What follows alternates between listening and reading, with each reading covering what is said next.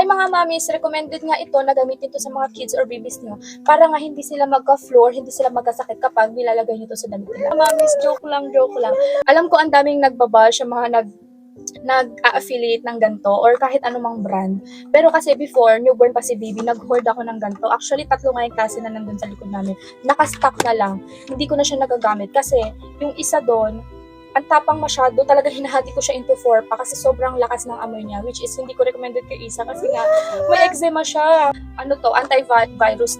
Talagang lagi ko to nilalagay sa kanya nung baby pa siya tuwing aalis kami or magpapavaccine, dinidikit ko to sa kanya kasi nung mga panahon na yun, syempre parang si mama ka na, sana hindi magkasakit anak mo pag lumabas yung bahay, ganyan.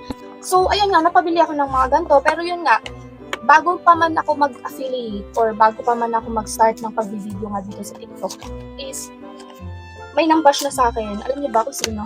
Yung husband ko. Sabi niya, hindi daw effective to. Hindi talaga, dahil sa sticker lang, hindi na magkakasakit yung anak mo or may iwasan niya na yung flu. Hindi na ako masyado pala mag-explain about sa mga medical na yan kasi nga, hindi naman ako medical course or what, kasi IT ako. So, ayan, i-leave ko na nga lang sa mga PDN nyo, sa mga doctors nyo, or sa mga nurse na kakilala nyo, mas knowledgeable about yan. Hindi ko to sinisiraan mga mommies, pero based lang sa experience ko talaga, honest ako na nag-hoard ako nito before, lalo nang newborn pa yung baby ko. Kasi paniwalang-paniwala talaga ako sa gantong na hindi magkakasakit yung baby ko.